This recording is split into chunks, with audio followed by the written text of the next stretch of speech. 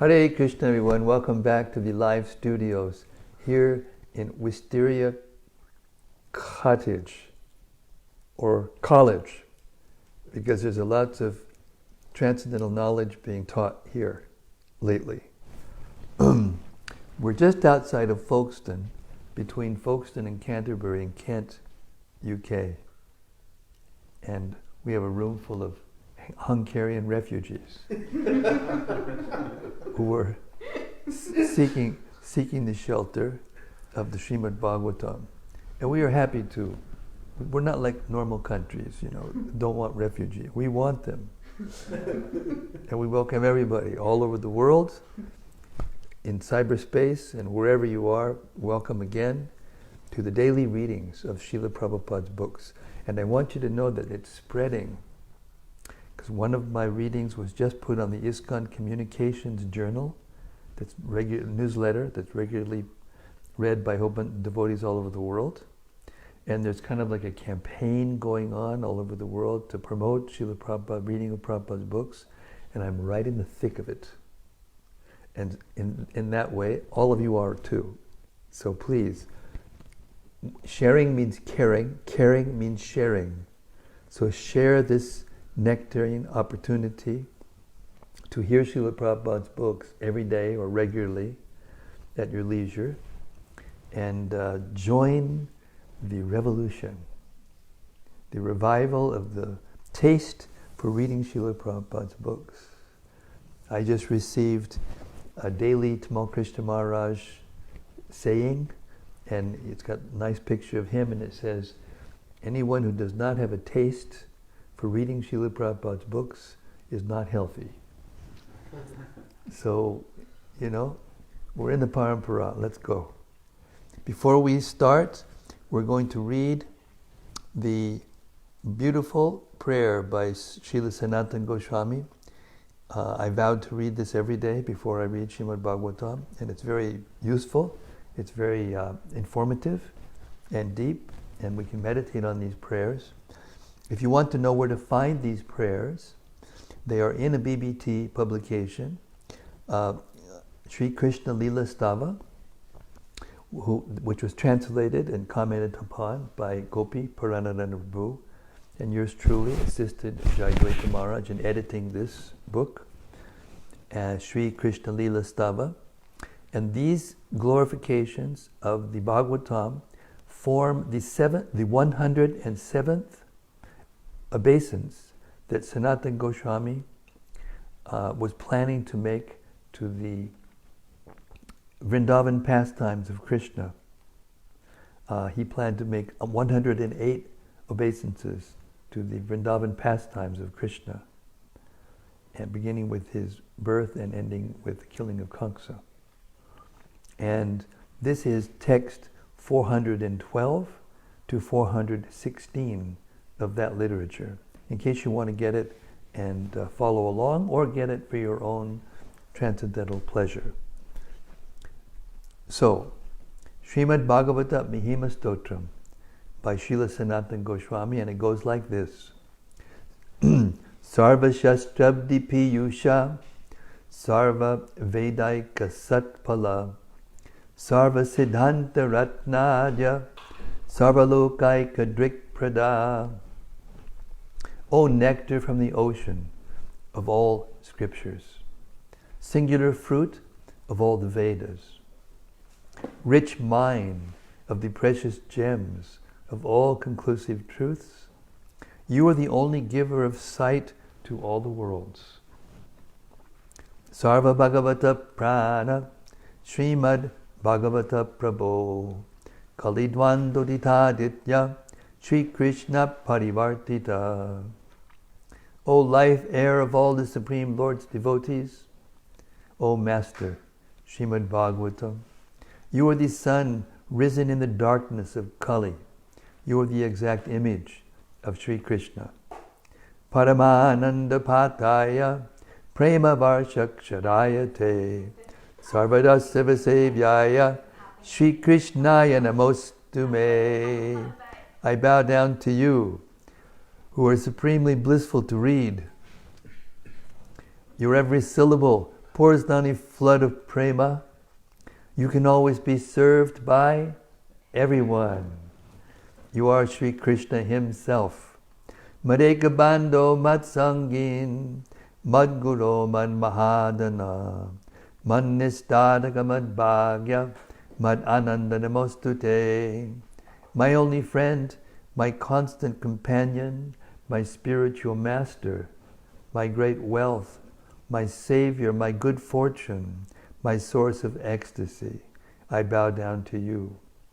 Asadu sadhu tadayin adini chochata kada hanamuncha gadachin mam premna ret kantayospura. O bestower of saintliness to the unsaintly, O exalter of the most fallen, please never leave me. Always appear in my heart and my voice with pure love. Om Namo Bhagavate Vasudevaya. Om Namo Bhagavate Vasudevaya. Om Namo Bhagavate Vasudevaya. Om Namo Bhagavate Vasudevaya. Om Namo Bhagavate Vasudevaya. Om Namo Bhagavate Vasudevaya. Okay, here we are in the third canto of Srimad-Bhagavatam, right from the beginning almost. We're in the second chapter. And this chapter is called Remembrance of Lord Krishna. And what's happening is that Vidura, when he left the palace, after he was insulted by Duryodhana, he met Uddhava.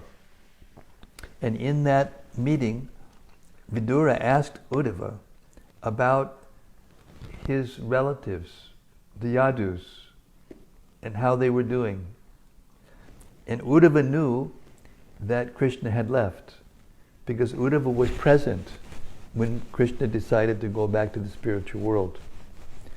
And not only that, but we know from commentaries from our acharyas that the last person that Krishna remembered was Vidura. So when Vidura asked Uddhava how the Yadus were, Uddhava went into a trance. He couldn't speak. But what he's doing is he's remembering Krishna. And we're on text number 4.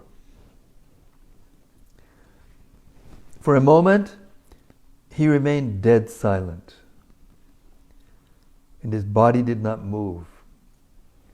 He became absorbed in the nectar of remembering of the Lord's lotus feet in devotional ecstasy. And he appeared to be going he appeared to be going increasingly deeper into that ecstasy. Purport. On the inquiry by the Vidura about Krishna, Uddhava appeared to be awakened from slumber. He appeared to regret that he had forgotten the lotus feet of the Lord. Thus he again remembered the lotus feet of the Lord and remembered all his transcendental loving service unto him. And by so doing, he felt the same ecstasy that he used to feel in the presence of the Lord. Because the Lord is absolute, there is no difference between his remembrance and his personal presence. Thus, Uddhava remained completely silent for a moment, but then he appeared to be going deeper and deeper into ecstasy.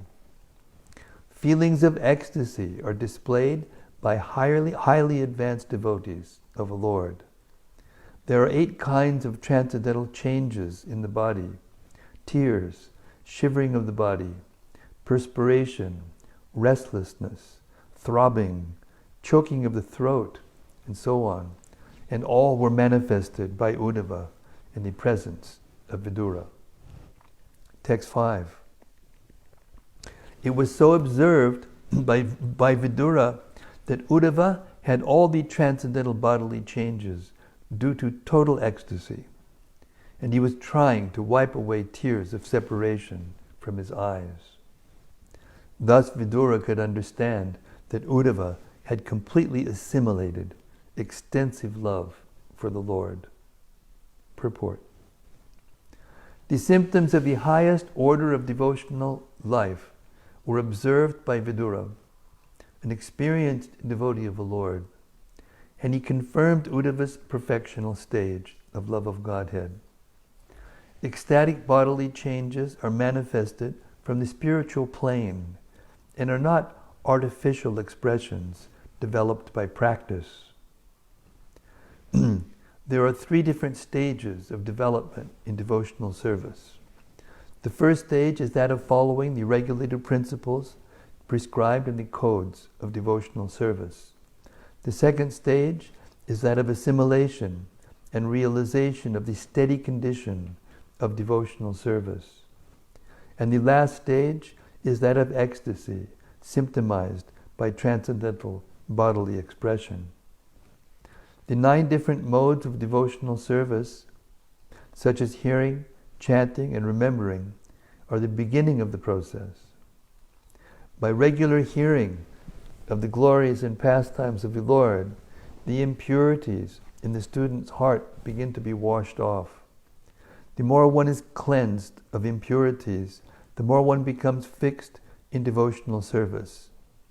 Gradually, the activities take the forms of steadiness, firm faith, taste, realization, and assimilation, one after another. These different stages of gradual development increase love of God to the highest stage.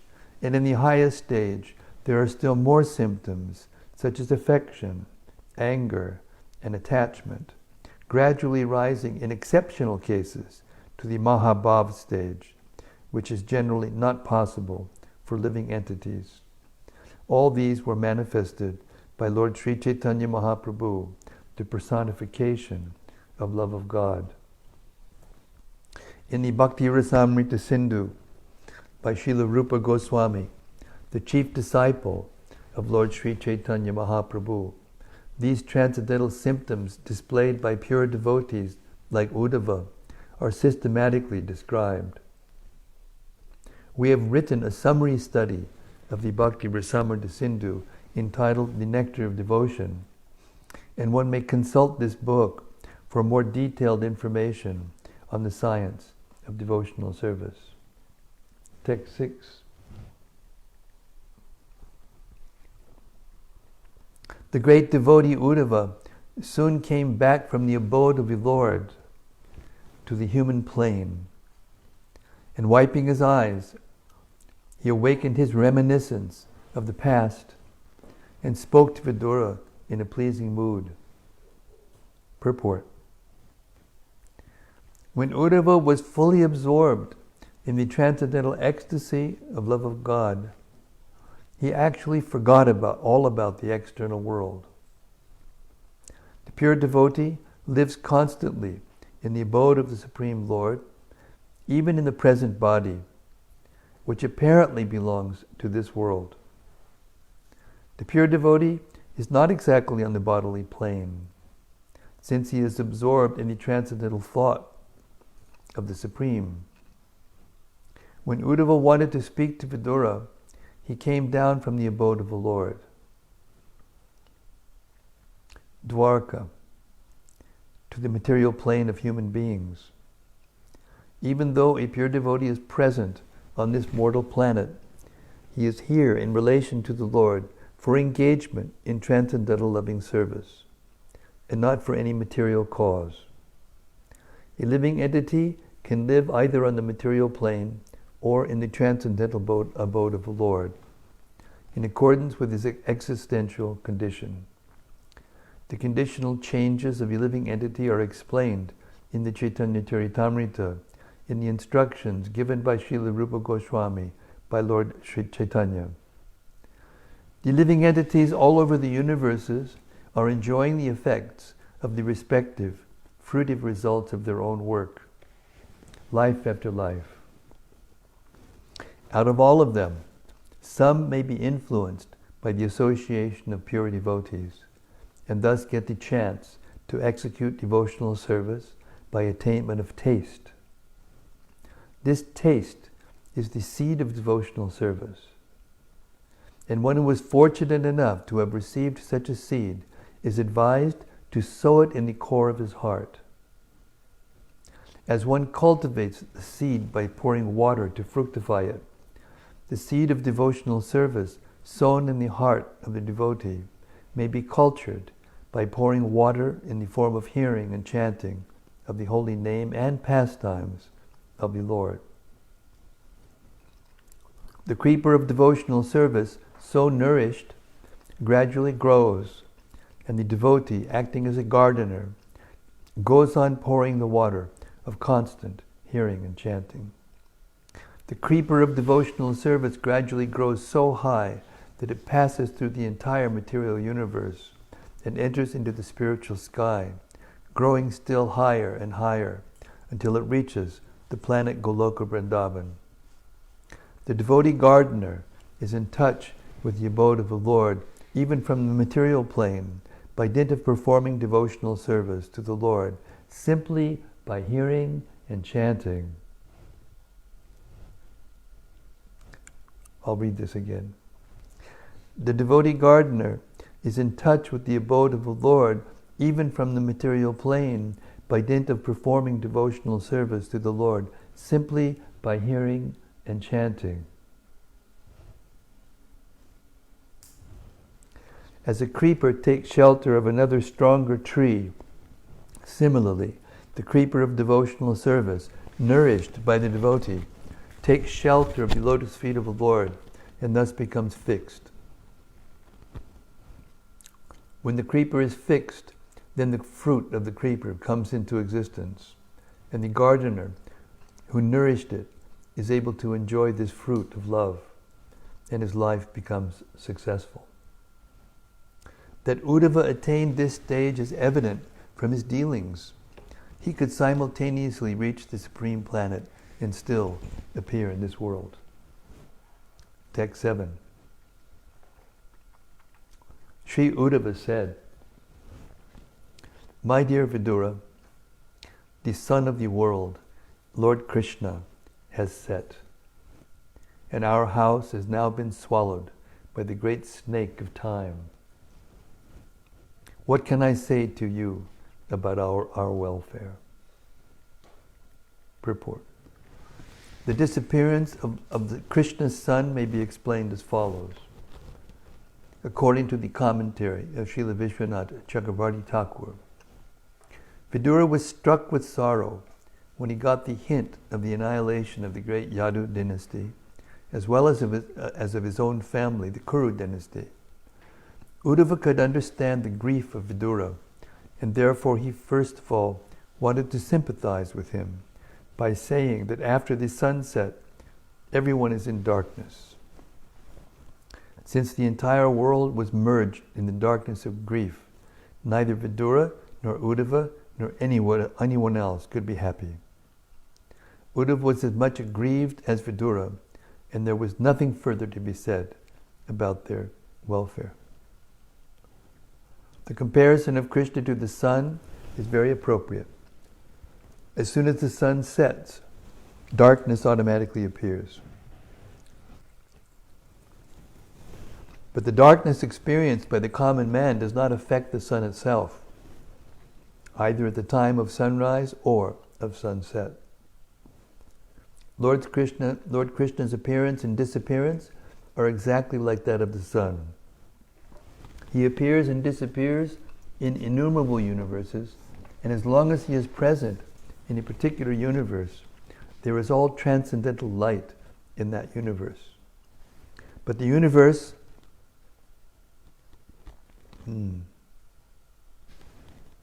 I just skipped.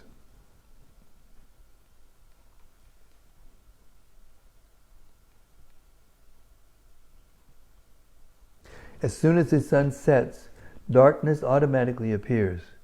But the darkness experienced by the common man does not affect the sun itself, either at the time of sunrise or of sunset. Lord Krishna's appearance and disappearance are exactly like that of the sun. He appears and disappears in innumerable universes, and as long as he is present in a particular universe, there is all transcendental light in that universe. But the universe from which he passes away is put into darkness. His pastimes, however, are everlasting.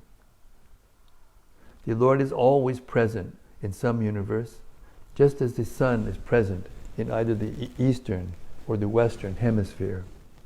The sun is always present either in India or in America, but when the sun is present in India, the American land is in darkness, and when the sun is present in America, the Indian hemisphere is in darkness.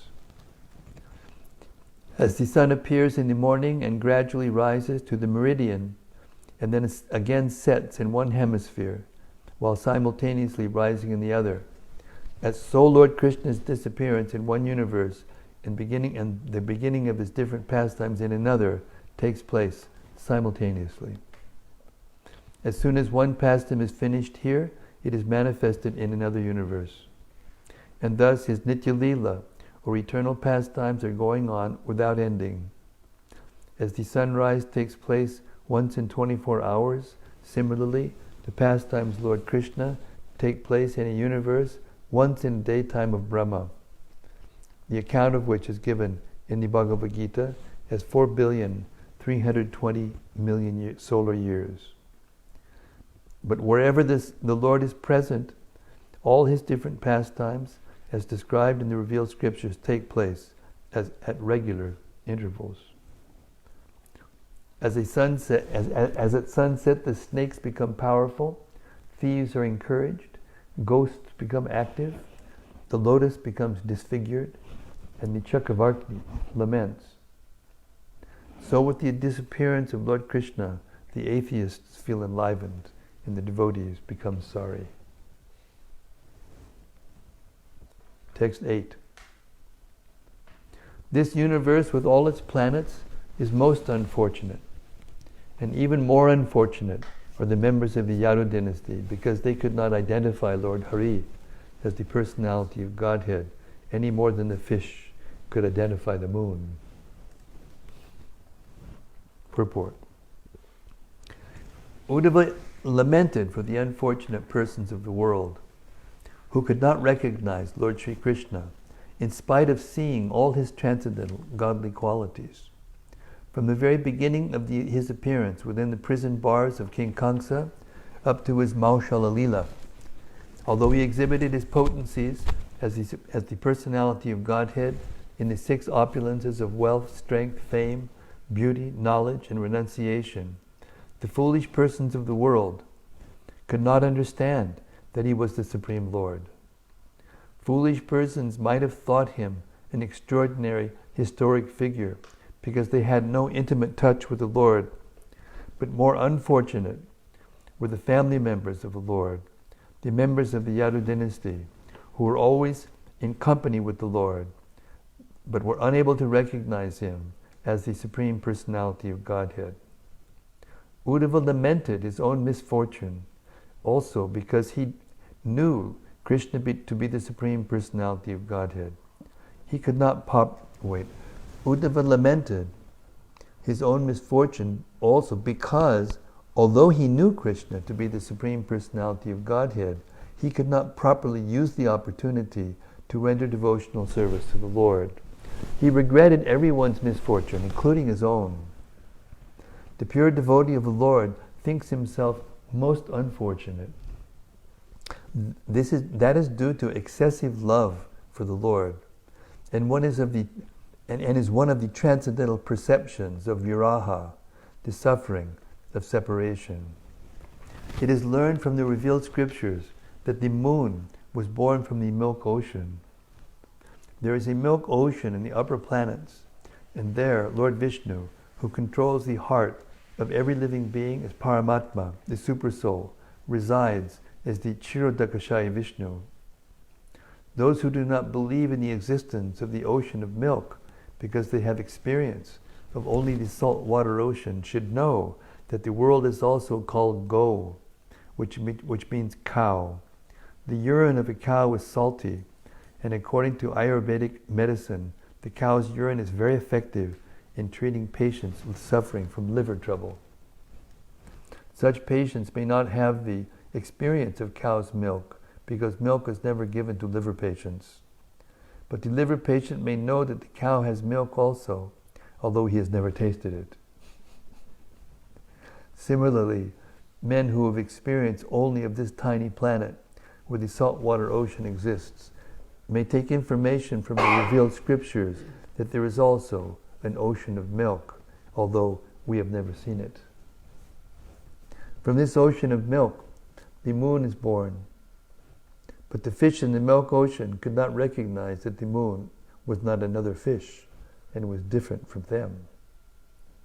The fish took the moon to be one of them, or maybe something illuminating, but nothing more. The unfortunate persons who do not recognize Lord Krishna are like such fish. They take him to be one of them, although a little extraordinary in opulence, strength, etc. The Bhagavad Gita 9:11 confirms such foolish persons to be most unfortunate. Avajananti mam mudha manushim tanamashritam. Text 9. The Yadus were all experienced devotees, learned and expert in psychic study. Over and above this, they were always with the Lord in all kinds of relaxations, and still they were able to know him only as the One Supreme who dwells everywhere. Purport. In the Vedas it is said that the Supreme Lord, or the Paramatma, cannot be understood simply by the strength of one's own erudition or power of mental speculation. Nayam Atma Pravachane na labhyo na medhaya na bahuna shutena. He can be known only by one who has the mercy of the Lord. The Yadavas are all exceptionally learned and experienced, but in spite of their knowledge, the Lord as one who lives in everyone's heart, they could not understand that he is the original personality of Godhead. This lack of knowledge was not due to their insufficient erudition. It was due to their misfortune. In Vrindavan, however, the Lord was not even known as the Paramatma, because the residents of Vrindavan were pure, unconventional devotees of the Lord, and could think of him only as their object of love. They did not know that he is the personality of Godhead. The Yadus, the residents of Dwarka, however, could know Lord Krishna as Vasudeva, or the Supreme Super Soul, living everywhere, but not as the Supreme Lord. As scholars of the Vedas, they verified the Vedic hymns, Eko Deva, Sarva Bhutad Vivasa, Antaryami, and Vishninam Paradevata. The Yadus therefore accepted Lord Krishna as the Super Soul incarnated in their family, and not more than that. Text 10.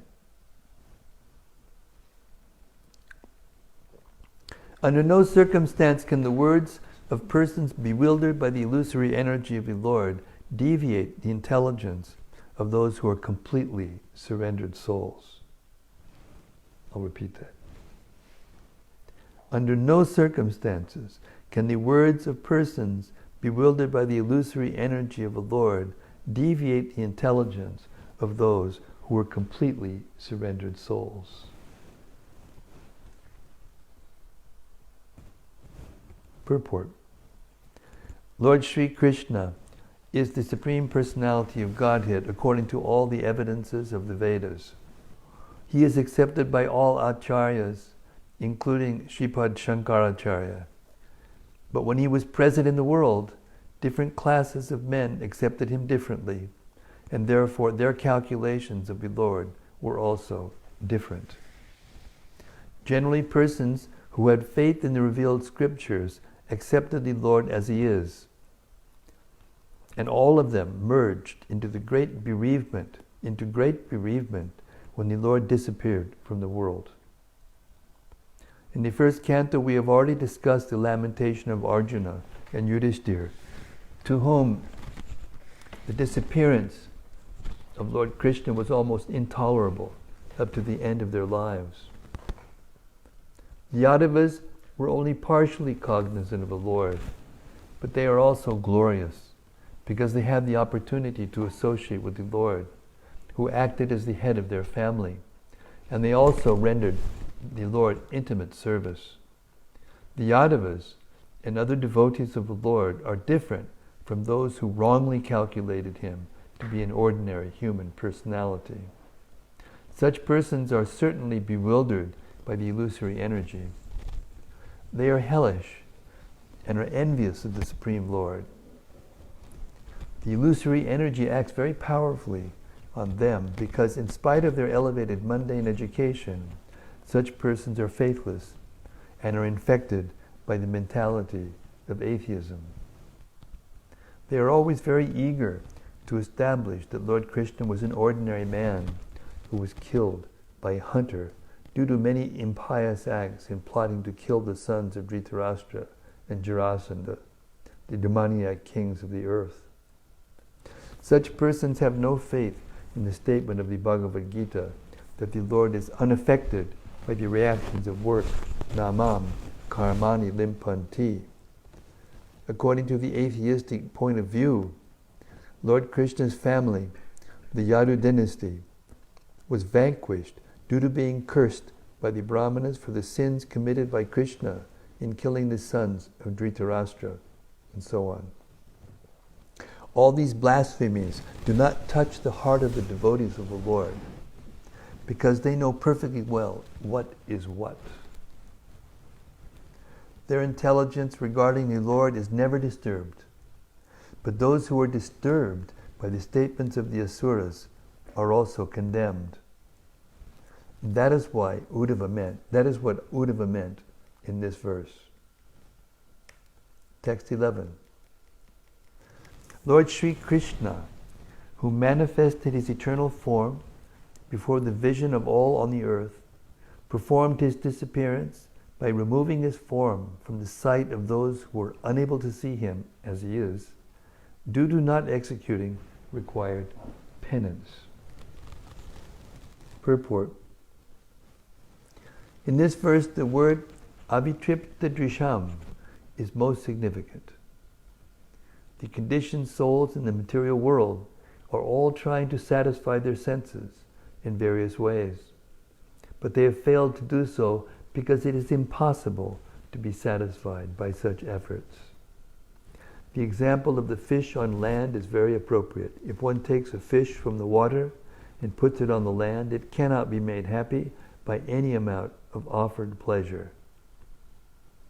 The spirit soul can be happy only in the association of the Supreme Living Being, the Personality of Godhead, and nowhere else.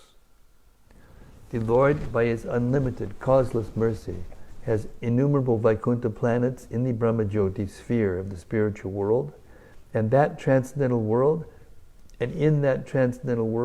there is an unlimited arrangement for the unlimited pleasure of the living entities.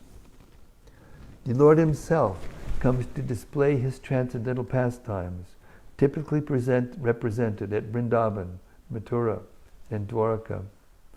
He appears just to attract the conditioned souls back to Godhead, back home, to the eternal world. But for one of sufficient piety, the onlookers are not attracted by such pastimes of the Lord. In the Bhagavad Gita it is said that only those who have completely surpassed the way of sinful reaction can engage themselves in the transcendental loving service of the Lord. The entire Vedic way of ritualistic performances is to put every conditioned soul on the path of piety. By strict adherence to the prescribed principles for all orders of social life, one can attain the qualities of truthfulness, control of the mind, control of the senses, forbearance, etc., and can be elevated to the plane of rendering pure devotional service to the Lord. Only by such transcendental vision are one's material hankerings fully satisfied. When the Lord was present, persons who were able to satisfy their material hankerings by seeing him in true perspective were thus able to go back with him to his kingdom. But those persons who were unable to see the Lord as He is remained attached to material hankerings and were not able to go back home, back to Godhead. When the Lord passed beyond the vision of all, He did so in His original eternal form, as stated in this verse. The Lord left in His own body. He did not leave His body, as is generally misunderstood by the conditioned souls. This statement defeats the false propaganda of the faithless non-devotees that the Lord passed away like an ordinary conditioned soul. The Lord appeared in order to release the world from the undue burden of the non-believing asuras, and after doing this, He disappeared from the world's eye. Text 12. The Lord appeared in the mortal world by His internal potency, Yogamaya. He came in His eternal form, which is just suitable for His pastimes. These pastimes were wonderful for everyone, even for those proud of their own opulence, including the Lord Himself in His form as the Lord of Vaikuntha. Thus, Sri Krishna's transcendental body is the ornament of all ornaments. Purport. In conformity with the Vedic hymns, Nityo Nityanam Chaitanas Chaitananam, the personality of Godhead is more excellent than all other living beings within all the universes in the material world. He is the chief of all living entities. No one can surpass Him or be equal to Him in wealth, strength, fame, beauty, knowledge, or renunciation. When Lord Krishna was within this universe, He seemed to be a human being because He appeared in a manner just suitable for His pastimes in the mortal world. He did not appear in human society in His Vaikuntha feature with 4 hands, because that would not have been suitable for His pastimes. But in spite of His appearing as a human being, no one was or is equal to Him in any respect in any of the 6 different opulences. Everyone is more or less proud of his opulence in this world. But when Lord Krishna was in human society, He excelled all His contemporaries within the universe. When the Lord's pastimes are visible to the human eye, they are called prakata. And when they are not visible, they are called aprakat. In fact, the Lord's pastimes never stop, just as the sun never leaves the sky. The sun is always in its right orbit in the sky, but is sometimes visible and sometimes invisible to our limited vision. Similarly, the pastimes of the Lord are always current in one universe or another. And when Lord Krishna disappeared from the transcendental abode of Dwarka, it was simply a disappearance from the eyes of the people there. It should not be misunderstood that His transcendental body, which is just suitable for the pastimes in the immortal world, is in any way inferior to His different expansions in the Vaikuntha lokas. His body manifested in the material world is transcendental par excellence, in the sense that His pastimes in the mortal world excel His mercy displayed in the Vaikuntha lokas. In the Vaikuntha lokas, the Lord is merciful toward the liberated or nitya mukta living entities, but in His pastimes in the mortal world, He is merciful even to the fallen souls who are nityabada or conditioned forever. The 6 excellent opulences which He displayed in the mortal world by the agency of His internal potency, Yogamaya, are rare even in the Vaikuntha lokas. All His pastimes were manifested not by the material energy, but by His spiritual energy. The excellence of His Rasa Lila at Vrindavan and His householder life with 16,000 wives is wonderful even for Narayana in Vaikuntha, and is certainly so for other living entities within this mortal world. His pastimes are wonderful even for other incarnations of the Lord, such as Sri Rama, Nishinga, and Varaha. His opulence was so super excellent that His pastimes were adored even by the Lord of Vaikuntha, who was not different from the Lord Krishna Himself. Text 13. All the demigods from the upper, lower, and middle universal planetary systems assembled at the altar of the Rajasuya sacrifice performed by Maharaj Yudhishthira. After seeing the beautiful bodily features of Lord Krishna, they all contemplated that he was the ultimate dexterous creation of Brahma, the creator of human beings. Purport: there was nothing comparable to the bodily features of Lord Krishna when he was present in this world. The most beautiful object in the material world may be compared to the blue lotus flower or the full moon in the sky. But even the lotus flower and the moon were defeated by the beauty of the bodily features of Lord Krishna. And this was certified by the demigods, the most beautiful living creatures in the universe. The demigods thought that Lord Krishna, like themselves, was also created by Lord Brahma, but in fact, Brahma was created by Lord Krishna. It was not within the power of Brahma to create the transcendental beauty of the Supreme Lord. No one is the creator of Krishna. Rather, he is the creator of everyone. As he says in the Bhagavad Gita, Aham sarvasya prabhavo matak sarvam pravartate. Text 14. The damsels of Braja, after pastimes of laughter, humor, and exchanges of glances, were anguished when Krishna left them. They used to follow him with their eyes, and thus they sat down with stunned intelligence and could not finish their household duties. Purport: in his boyhood in Vrindavan, Lord Krishna was notorious as a teasing friend in transcendental love to all the girls his age. His love for them was so intense that there is no comparison to that ecstasy, and the damsels of Braja were so much attached to him that their affection excelled that of the great demigods like Brahma and Shiva. Lord Krishna finally admitted his defeat before the transcendental affection of the gopis and declared that he was unable to repay them for their unalloyed affection.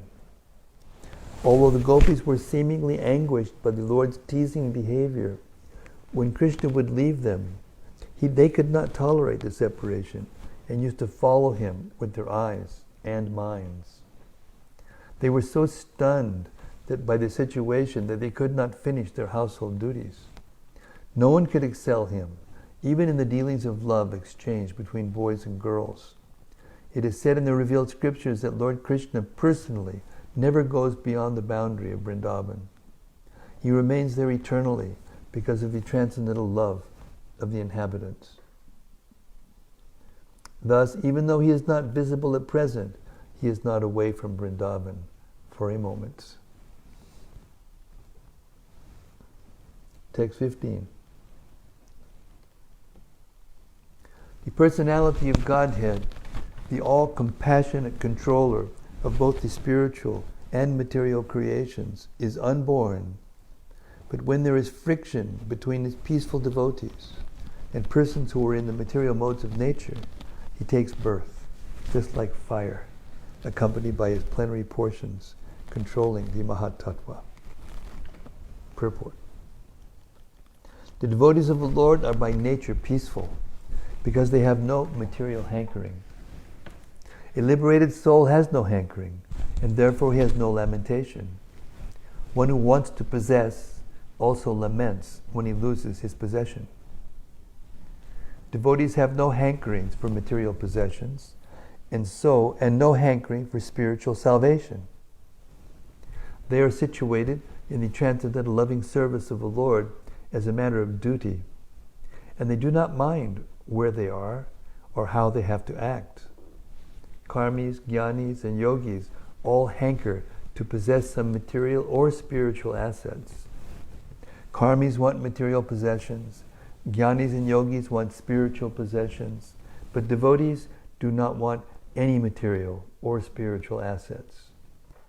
They only want to serve the Lord anywhere in the material or spiritual worlds, that the Lord desires. And the Lord is always specifically compassionate towards such devotees. The karmis, jnanis, and yogis have their particular mentalities in the modes of nature, and therefore they are called itaras, or non-devotees. These itaras, including even the yogis, sometimes harass the devotees of the Lord. Durvasa Muni, a great yogi, harassed Maharaj Ambarish because the latter was a great devotee of the Lord. And the great karmi and jnani, Hiranyakashipu, even harassed his own Vaishnava son, Prahlad Maharaj. There are many instances of such harassment of the peaceful devotees of the Lord by the itaras. When such friction takes place, the Lord, out of his great compassion towards his pure devotees, appears in person, accompanied by his plenary portions controlling the Mahat Tattva. The Lord is everywhere, in both the material and spiritual domains, and he appears for the sake of his devotees when there is friction between the non-devotees and the devotees. As electricity is generated by friction of matter anywhere and everywhere, the Lord, being all-pervading, appears because of the friction of devotees and non-devotees. When Lord Krishna appears on a mission, all his plenary portions accompany him. When he appeared as the son of Vasudeva, there were differences of opinion about his incarnation. Some said, he is the Supreme Personality of Godhead. Some said, he is an incarnation of Narayana. And others said, he is the incarnation of Kshirodakashaya Vishnu. But actually, he is the original Supreme Personality of Godhead, Krishna's too, Bhagavan, Swayam. And Narayana, the Purushas, and all other incarnations accompany him to play different parts in his pastimes. Mahad Angsha Yukta indicates that he is accompanied by the Purushas who create the Mahatattva. It is confirmed in the Vedic hymns, Mahantam Vibhum Atmanam. Lord Krishna appeared just like electricity when there was friction between Kamsa and Vasudeva and Ugrasena. Vasudeva and Ugrasena were the Lord's devotees, and Kamsa, a representative of the karmis and jnanis, was a non-devotee. Krishna, as he is compared to the sun. He first appeared from the ocean of the womb of Devaki, and gradually he satisfied the inhabitants of the places surrounding Mathura, just as the sun enlivens the lotus flower in the morning. After gradually rising to the meridian of Dwarka, the Lord set like the sun, placing everything in darkness, as described by Uddhava. Hare Krishna. Text 16.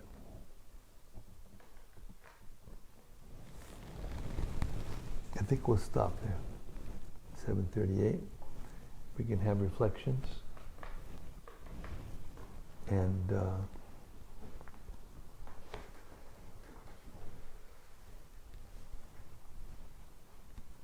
anything that stuck in your mind during the reading?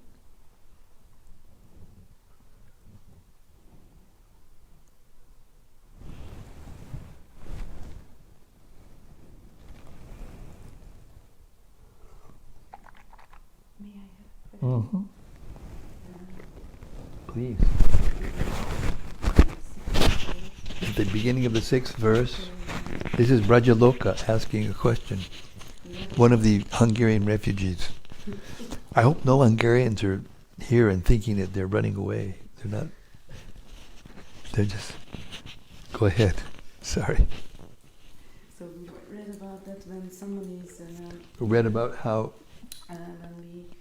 someone is remembering when someone is remembering to Krishna. Krishna, It's really similar when someone is with him. it's similar to when we're with him. És hogy később meg, ugye olvasunk arról, hogy Later we read about later we read about how Uddhava was a devotee, pure devotee. És tökéletesen megvalósította ezt az emlékezést, és nagyon megszokított volt, hogy emlékezett Krisnára.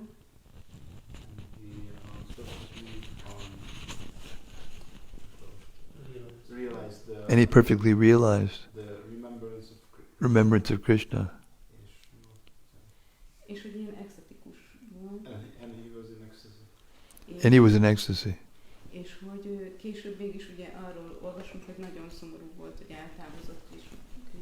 Later we are reading about that he was very sad that Lord Krishna disappeared. And later we read that he's very sad because Krishna has disappeared.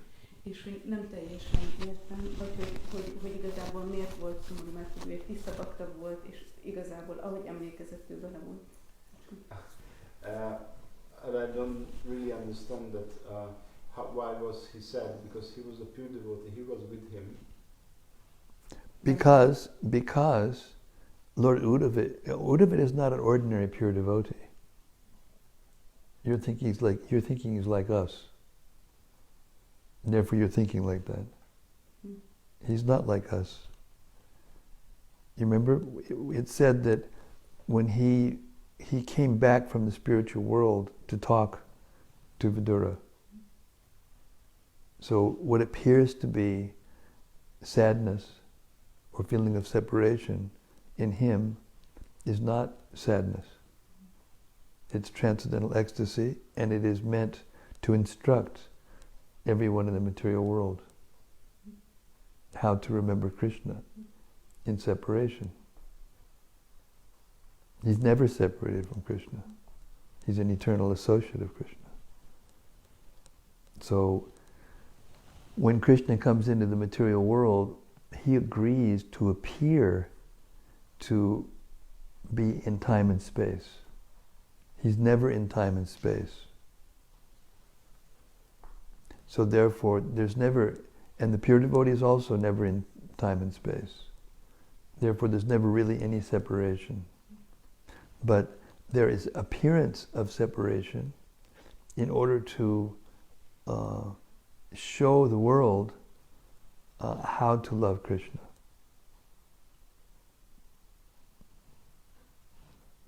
Even in the spiritual world, there are appearances of separation. But they're never separated from Krishna for a second. But it's a transcendental ecstasy. It's not sadness. It's not something that we feel when we are away from a person, because we are away from a person in time and space. So we can't be with that person, so therefore we lament. That's why it says that Uddhava came down from the spiritual world in order to talk. He went into a trance and he was with Krishna in the spiritual world, and then he came back to speak to Vidura, even though he was there in the material world, and that's what it says in the purports. It describes that even a person, it seems to be in the material world, if he's with Krishna, he's with Krishna. And if he's remembering Krishna, he's with Krishna. So he came. When Vidura asked him, then he went into trance and he was with Krishna. And then when he had to talk to Vidura, he came out of that trance and appeared to be separated from Krishna. But he wasn't separated from Krishna. Is that clear? So can we understand the love towards Krishna without experiencing spiritual life? No. You can't experience love for Krishna unless you're completely pure. And if you think you can, and you pretend that you are, then that's a very difficult situation. Because from there you can't get it. Persons who pretend to be feeling separation from Krishna when they're not, they're in a very difficult situation, very difficult for them to go forward. They are stuck. Therefore it said here that even those who were with Krishna when he came and couldn't understand who he was, they had to stay. They couldn't go back with him. So even if Krishna's in front of you, face to face, unless you're pure, you can't understand and you can't go with him. Therefore, the pure devotees never think that they're with Krishna. They always think Krishna's far away. Therefore, in the prayers of the 6 Goswamis, they're always crying out, "Oh Krishna, oh Radha, where are you? Where are you?" They never say, "Oh, you're here." You know, they never say that, even though they may have been with them, either constantly or from time to time, however you want to look at it. Something's coming. Looks like we may have some reflections from cyberspace. Yadurama Das says, Hare Krishna, Gurudev. Thank you for the wonderful reading. In text 10, what does Prabhupada mean when he writes that the residents of Vrindavan are unconventional devotees? Because the residents of Vrindavan can never think that Krishna is God, even though they know he's God. They know everything. But their love is, their pure, spontaneous, unconditional love is so sweet and so strong that it covers their knowledge that he's God. And even if they remember for a moment, immediately they forget. So in essence, they don't know he's God. So therefore, they're the best devotees, and yet they don't know that he's God. And there, if you remember, in another part of that section, is described how the Dwarkavasis, they accept him as an incarnation of the super soul. So they accept him as God. So they're conventional devotees, as opposed to the Brajavasis, who are unconventional devotees.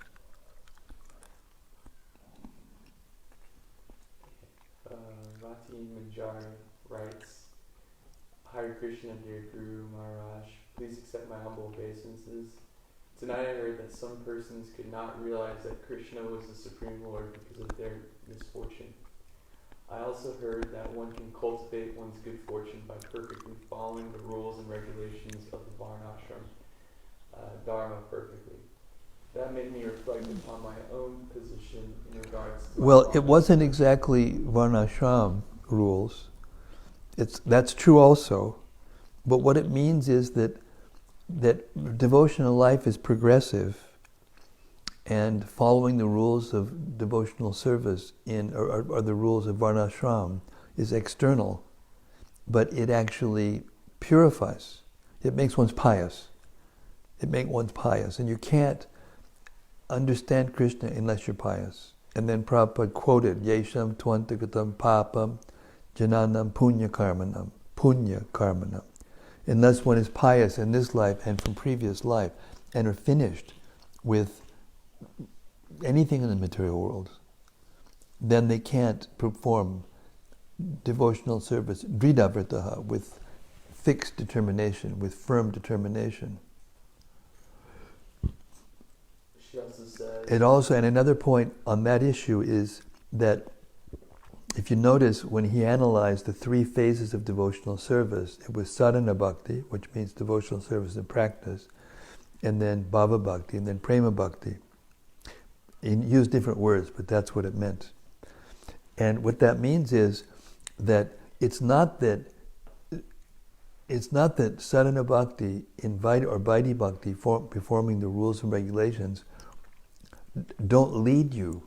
They do lead you to spontaneous devotion. Sometimes devotees have a misconception that pure spontaneous love of God or even the practice of Raganuga Bhakti, which is in sadhana bhakti is raga bhakti. Raganuga bhakti is not in raga bhakti, it's in sadhana bhakti. It's in the category of sadhana bhakti, but it's more spontaneous. So it's not that you give up following rules in order to get to the Raganuga platform. You follow the rules and it brings you to the Raganuga platform. And that's both in the category of sadhana bhakti. Therefore, the persons who have this misconception, they tend to want to give up the rules and regulations, but the actual advanced devotees follow the rules and regulations even more strictly, even though they don't have to. But internally, they're with Krishna.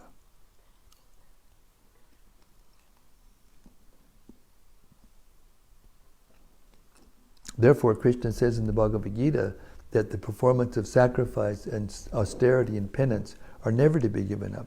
They purify even the great souls.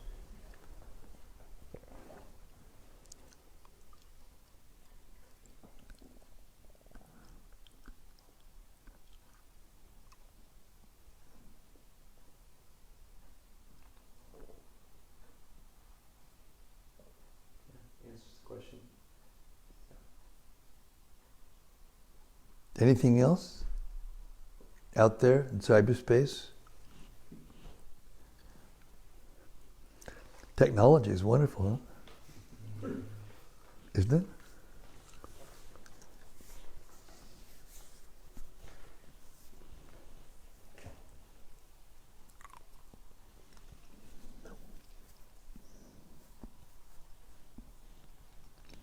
She says thank you.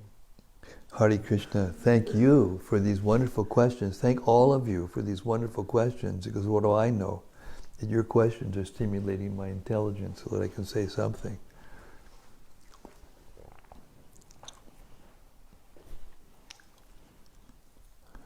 Therefore, you can't be Krishna conscious except in the association of the devotees.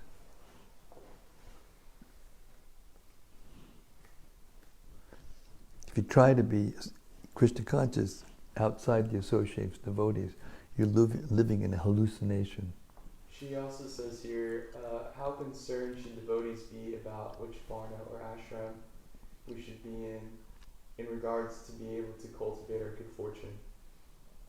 You're not in the varna and ashram if you're a devotee.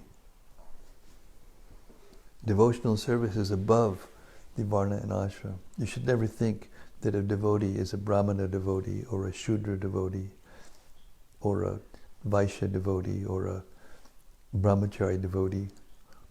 We should see everyone as devotees, and then we won't criticize.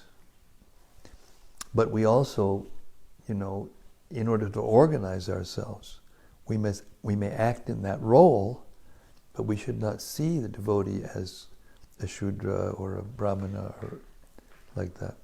The Vaishnava is above the modes of nature. A person who is performing devotional service steadily and constantly and regularly is not in the varnashram system. Even though to organize we may act as if we are. There is a verse in the Gita, Shakti Vidyadavangsa Shakti Karma Vigmanso Yata Kurvandi Bharva Kuryad Vidmansata Shaktish Chikirshur Lokasangraham. This is in the 3rd chapter of the Gita. And it means that a person who is attached may act in a certain way, and a person who is unattached may act in the same way for a different reason, to give an example for others.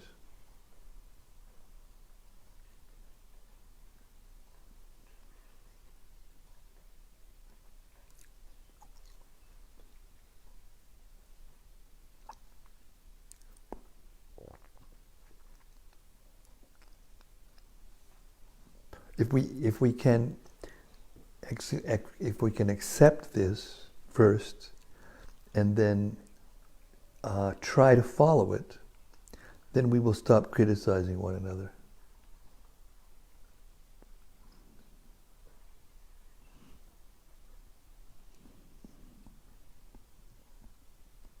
As long as we're criticizing one another, you can't see Krishna. You can't understand Krishna properly.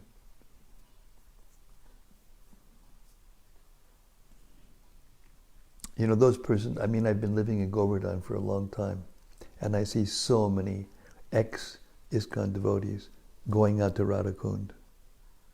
And they think that they're following in the footsteps of the gopis, and then they look back at ISKCON and they criticize. And they think, now we're high and you people are low. You people you just neophytes. But we're the real thing. But what do the devotees think? What does Radharani think? She thinks everyone else is a devotee except for me. So how can you be going in the direction of becoming a gopi, or what to speak of like a servant of Radharani, if you're thinking that you're better than the others? This is a sure telltale sign of a person who's going in the wrong direction, even though they may be living in Radhakund. And therefore I see them coming and going. It's amazing.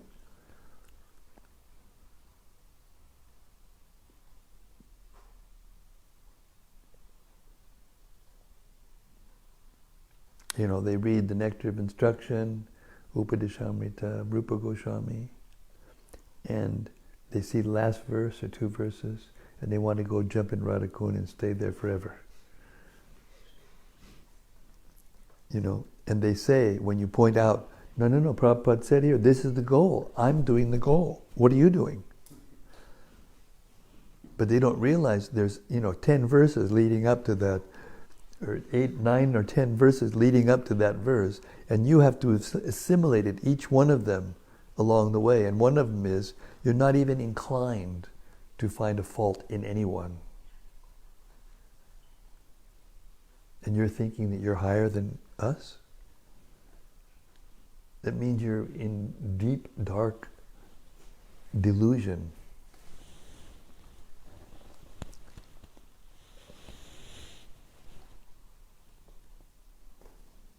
And therefore they can't preach. They can't preach. They stop preaching. And therefore, so many the people who are suffering in the world, they don't care. All they care about is themselves and their relationship with Krishna. That's it. But Krishna says, what pleases me most is if you go out and explain the philosophy of Bhagavad Gita to others. She's asking, Rati? Yeah. How can such a devotee elevate his or herself from such a position? From what position? How can a person elevate themselves from such a position? Meaning, what position?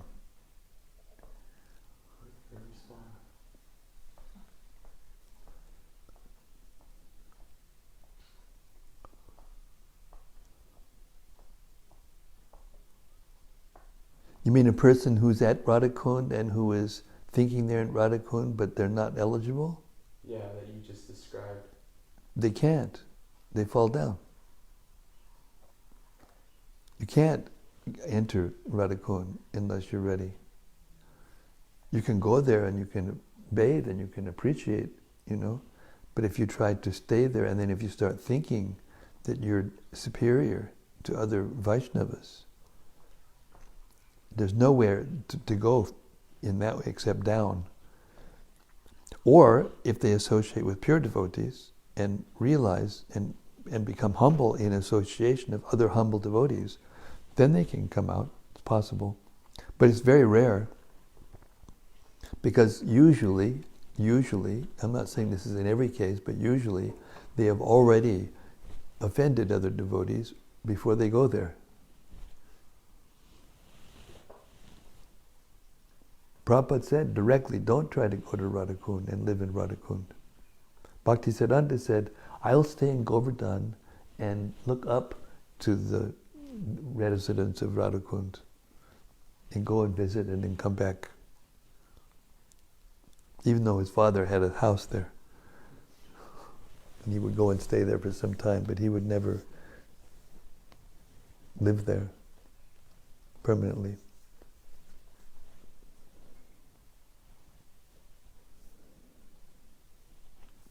Lord Chaitanya's position was to serve in separation.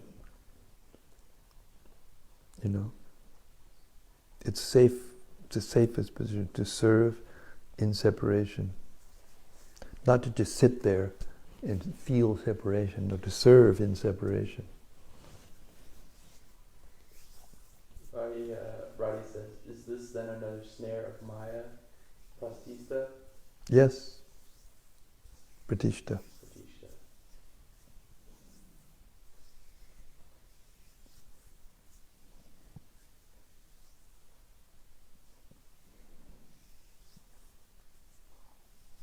Of course, there is a stage of devotional service in which you are ready. That's all right. But you don't criticize others. You know, if you're in that stage, then you've achieved, you know, if you're asking what to do, you have to start from the beginning of the Upadeshamrita, review, revive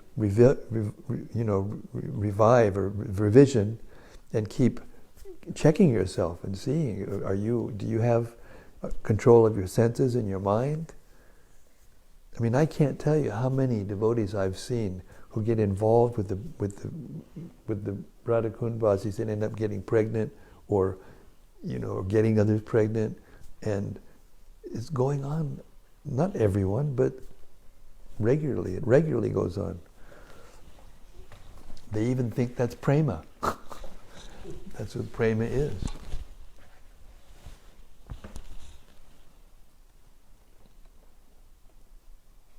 It's not that everyone's like that. There are genuinely advanced devotees there. But it's so dangerous to go there before you're ready and try to live there before you're ready. You know, Prabhupada is our Acharya. He's the founder Acharya of our movement. And he embodies all the teachings of all the previous Acharyas. And therefore his purports are so wonderfully potent, because they're paraphrases of the previous Acharyas and his own commentary on top of that. And he never recommends us to live in Radhakund, even though it's there in the Upadeshamrita, in the translation. But he warns us very, very strongly and very cautiously not to try to go there prematurely.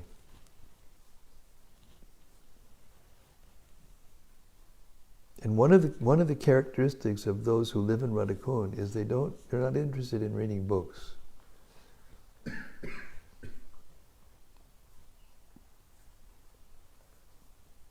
The persons who are not actually qualified, they'll listen to the so-called acharyas there, but they're not interested anymore in reading books if they're really fallen. They're already there. They think they're there, therefore they don't need to read books. And maybe there are some that are like that, but look at Raghunath Das Goswami, look at Rupa Goswami, and look at the ones who are really, really advanced.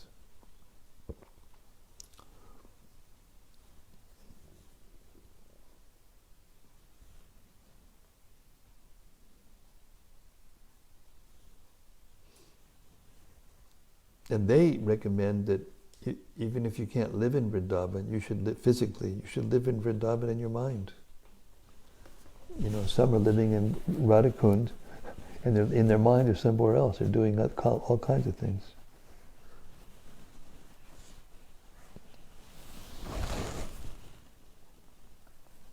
So the safe position for us in our line of authority to Lord Chaitanya through the Goswamis is to preach. Try to help deliver others to devotional service. And in that way we will become purified and qualified.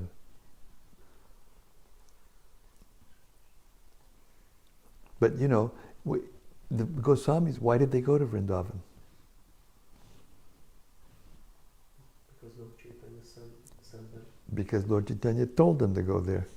He gave them that service. You can't get that service except if you get it from superior authorities.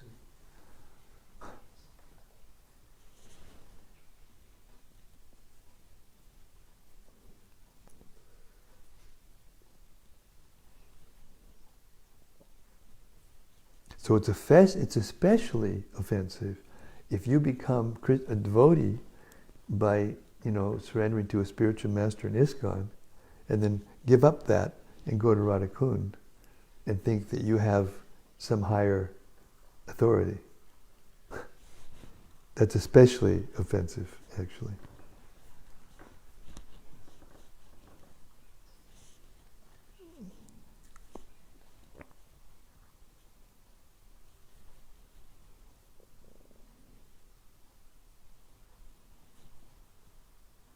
And especially even if we are, advanced enough to meditate on Krishna's pastimes and become attracted in a natural, special way to a pastime of Krishna or to certain devotees in Vrindavan, because that's the process, But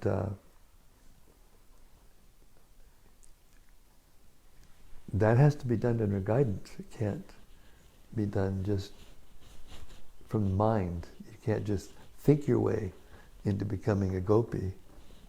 We all have our relationship with Krishna. Everyone has their relationship with Krishna in the spiritual world. And what it is will be revealed to us. But it's not that you hear that the gopis are the most elevated, and therefore I think, I want to be most elevated, so I want to be a gopi, so I'll think of that, I'll think of the gopis at time of death, and I'll become a gopi. So therefore you just start thinking only of gopis, or reading only about the gopis, and dwelling about the gopis, and you don't want to hear about anything else, because otherwise you'll lose your gopi bhav. It's ridiculous. When the gopis are, with Krishna in Vrindavan, going through the forest of Vrindavan, enjoying with each other, what do? They sometimes ask Krishna to tell them about Prahlad and Dhruva, and other pure devotees, and they relish hearing about them.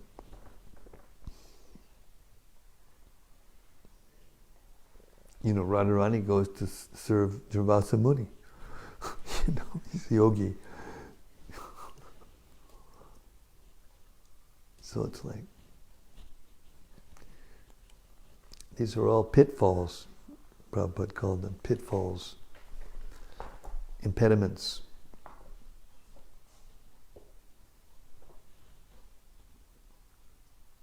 Therefore, Shikshastakam or the Upadachamrita, the verses all are progressive, each verse progressive.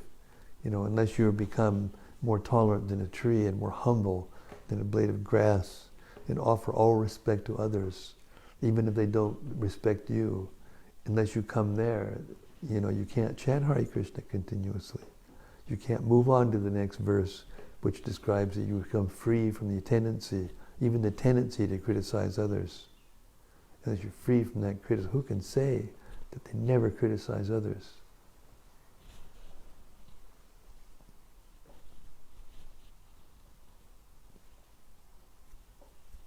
They never see the body of a Vaishnava as material.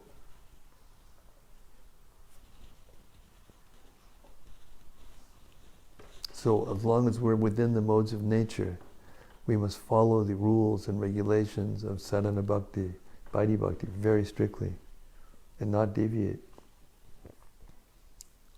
And by that process, and by hearing, every page practically of Prabhupada's books, it describes how by hearing the pastimes of Krishna and chanting Hare Krishna and trying to avoid offenses and following all the spiritual practices of sadhana bhakti, then we become purified and we become eligible to have it revealed from within our hearts.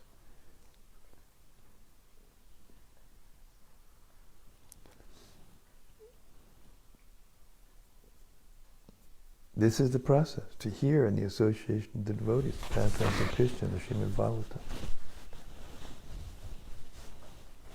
The basis of all of the prayers and literature written by the 6 Goswamis is Srimad-Bhagavatam. Basis of the Sandarbhas is Srimad-Bhagavatam.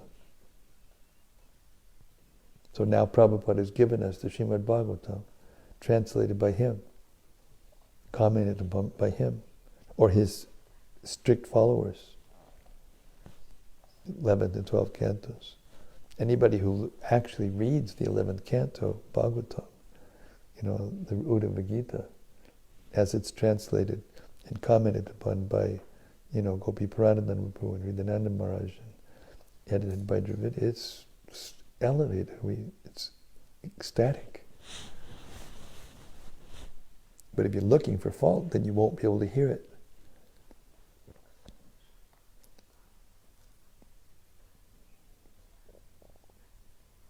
You hear these. I'm reading from the, 2018 version of the Vedabase. It has all of the latest edits or adjustments to make it, clear and forceful English, without changing Prabhupada's philosophy. And anybody who hears it, if you don't hear Prabhupada in what I just read, Hare Krishna, that means you're not reading it. You're looking for fault. You can't, if you're arguing while you're hearing, you're not hearing. Krishna Das Kaviraj said, if you can hear the pastimes of Lord Chaitanya, and that goes for the Bhagavatam also, with faith, with love, and without argument, then you can hear. And you can get Krishna Prema just by hearing.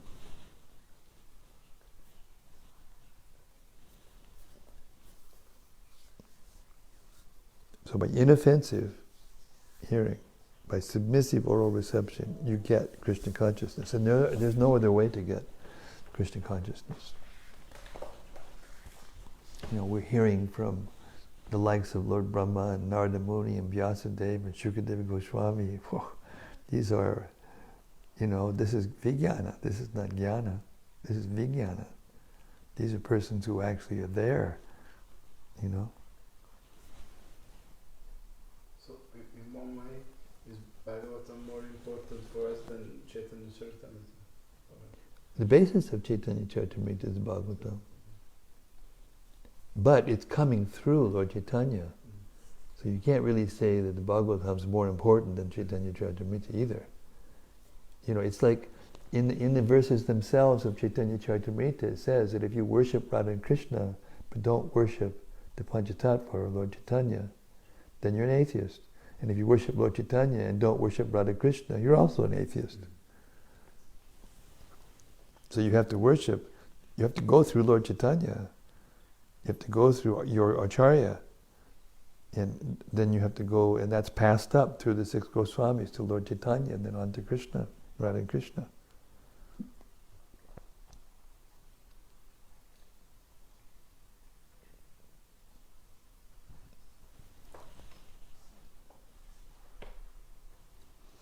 This is interesting because usually we are told that first we should read Bhagavatam and then Chaitanya Charitamrita. Yeah, but that doesn't mean that one is more important than the other. No, it's not the importance. It's just that we should understand Krishna through Chaitanya Mahaprabhu. So this means we should understand Bhagavatam. Well, if you read the whole Bhagavatam, what you will read in the beginning of the Bhagavatam? What do you read in the beginning of Srila Prabhupada's Bhagavatam? Yeah.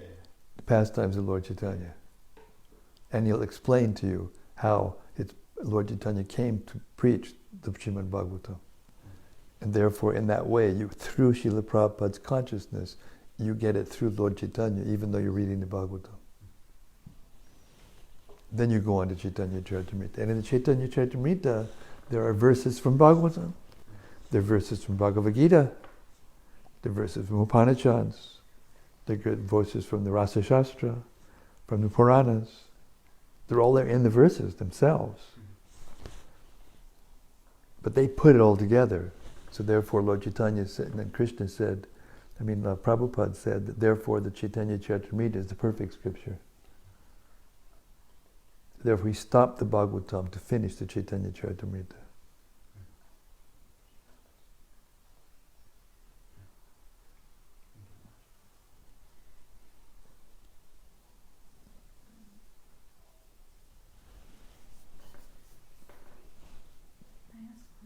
Yeah, sure. Hogy pontosan egy kicsit tudna arról beszélni, hogy ez amiről, ezt amit többször említ, hogy ez az ellenkezés nélküli hallás, hogy ez pontosan mit jelent, és hogy ez hogyan. Hát, hogy without arguments, that we can hear. Can you please tell us more, elaborate with this, about this hearing Without arguments. without arguments? You first of all, you have to come to the stage of consciousness. We have no possessions in this world. No possessions in this world. You don't have anything in this world. You only argue if you think that you have something in this world that you're going to lose. That's the position of submissive oral reception.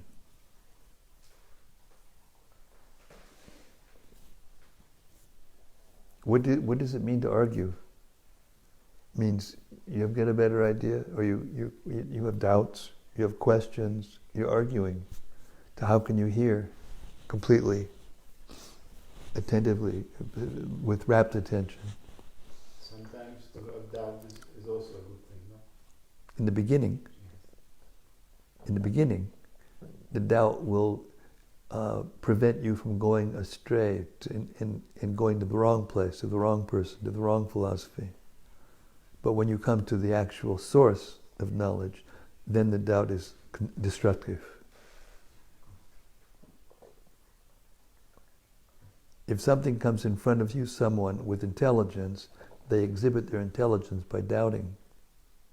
But if they doubt, if they get the answers and they still doubt, and they get more answers and they still doubt, then they're called doubting Thomas in the Bible. Doubting Thomas. Agyascha sharidanascha sangshyatmi vinashati nayam lokos tinaparo nasukam sangshyatmanaha. Krishna says in the Gita, the doubting soul who has no faith in Scripture, he cannot be happy in this world, neither in the next. Unhappy soul, unhappy person. Therefore the doubts have to be cleared. So it's not that just because you doubt, it's good. If you doubt, you ask your doubt, then you get your doubt cleared. If you have another doubt on top of another doubt, on top of another doubt, on top of another doubt, and you never actually really accept, then it's destructive.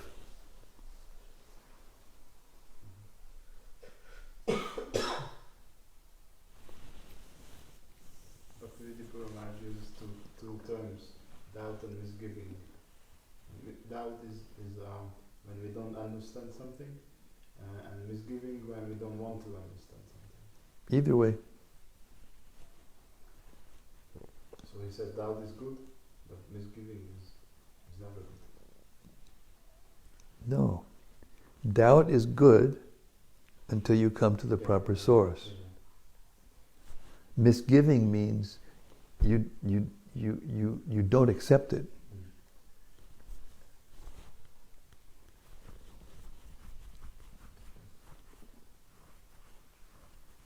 I mean, there's a relationship between doubt and misgiving. There's a relationship. But you can't, analyze things like that. One word means one thing and absolutely not. There's some similarities between the two. Common elements.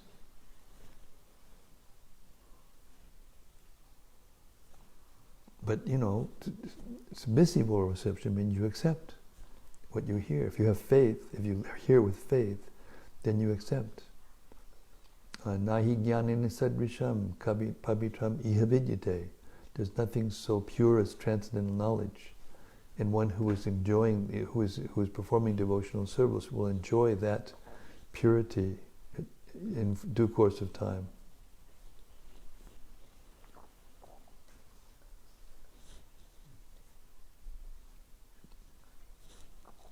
So it's not like at one moment it's this and another moment it's that. There's a progression, you know. Gradual removing of doubts, and when one becomes doubtless, when one hears without doubt. And Krishna says to Arjuna, Maya saktamana prata yogam yunjan madashayaha asamshayam samagram mam. Now I'm going to teach you how to be free from doubt. You just accept this, then you'll become free from doubt. Maya saktamana prata yogam yunjan madashraya. Madashraya means how to take shelter of Krishna, or one who has taken shelter of me, Krishna says. Therefore, what's that verse? One has full faith in Krishna and in the spiritual master, both. The imports of Vedic knowledge. Yasya Devi Para Bhaktir Yata Devi Tathakaro. Means then the imports of Vedic knowledge are revealed from within your heart by that consciousness. Full faith in Krishna and full faith in the spiritual master. That's the way of doubtless devotional service. And that doubtless devotional service, Krishna says, Tesham Satati Yuktanam Bhajatam Priti Purvakam Tadami Buddhi Yogam Tam Yenamami. He gives the intelligence. Then we will know doubt. Yeah, that's after doubt. It's after the doubts are free. Tesham Satati Yuktanam, when one is always engaged in pure devotional service. How? Priti Purvakam, with affection, with love. Not to try to become great so I can overlord it with others and have, puja and pratishta and all these things. It's the mystery of devotional service that as one advances, they feel like they're less advanced. The more advanced one is, the less advanced he feels. Because he's becoming advanced by coming closer to Krishna. And the closer you come to Krishna, the more you realize the difference between you and Krishna. So you can never be proud.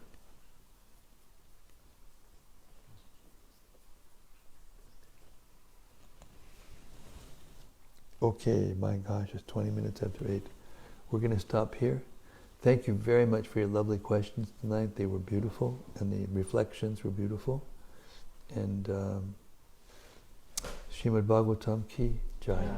Gaur Premanandi Hari Hari Bol. Please share this revival of the taste for reading Srila Prabhupada's books like this, direct, with devotees. Hare Krishna.